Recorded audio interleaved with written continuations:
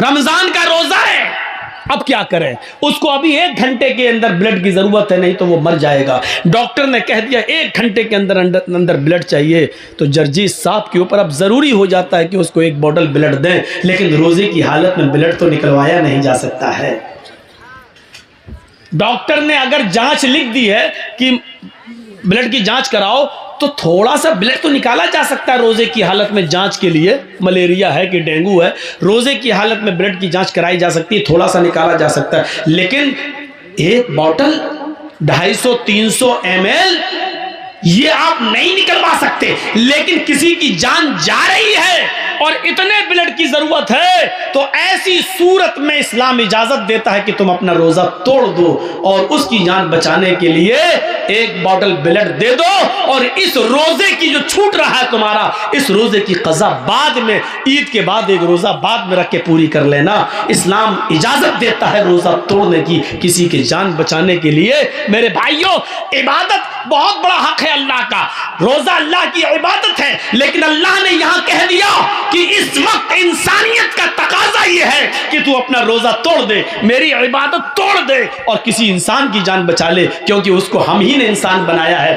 ہم ہی نے اس کو پیدا کیا ہے۔ میری عبادت بعد میں کر لینا، ابھی اس کو تیرے خون کی ضرورت ہے، اور تیرے خون سے یہ اس کی زندگی بچ جائے گی۔ شریعت کہتی ہے کہ یہاں روزہ توڑ دو اور 1 بوتل بلڈ دے کے اس کی جان بچا لو۔ میرے بھائیوں، کیا یہ انسانیت نہیں ہے؟ کیسی انسانیت تھی؟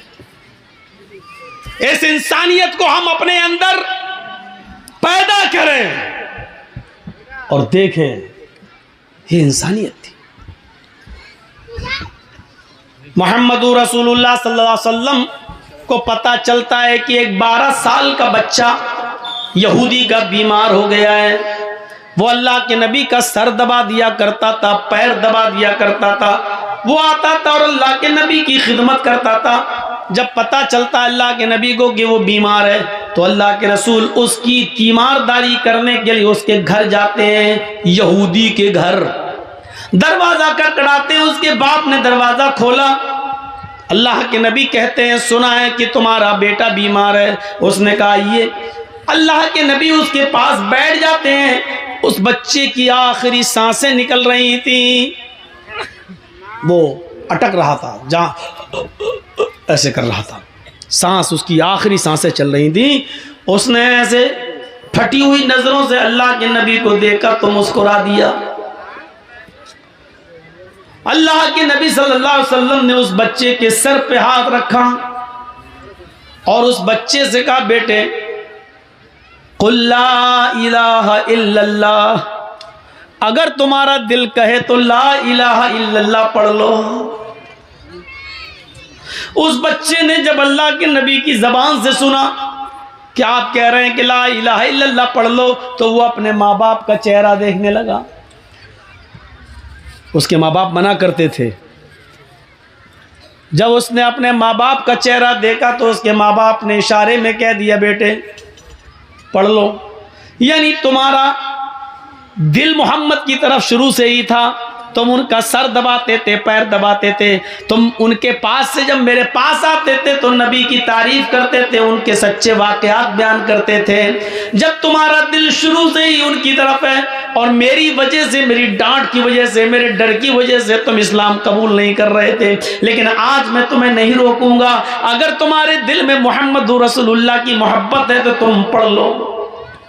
جب باپ کی طرف سے اجازت مل گئی تو اس چھوٹے سے بچے نے، 12 سال کے بچے نے، یہودی بچے نے کلمہ پڑھ لیا، لا الہ الا اللہ محمد رسول اللہ۔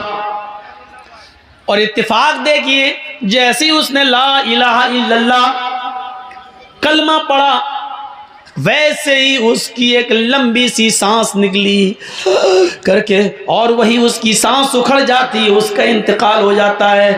وہ بچہ اسی وقت ڈیتھ کر جاتا ہے، اس بچے کا انتقال ہو جاتا ہے۔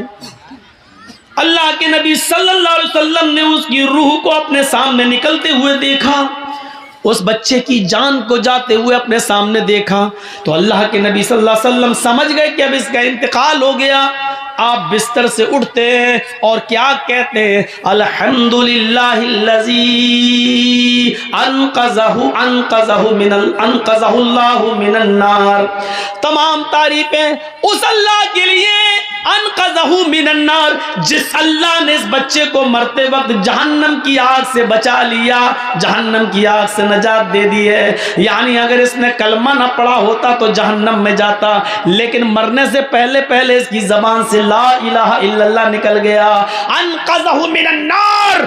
اللہ کی ساری تعریف اس اللہ کے لیے جس نے اس بچے کو مرنے سے پہلے پہلے کلمہ نصیب فرما دیا ہے، اور کلمہ پڑھ کر یہ بچہ اسلام کی دولت سے مالا مال ہو گیا ہے، اور ایک وقت کی نماز نہیں پڑھی لیکن جنتی ہے. عمل کم اور جنتی ہے.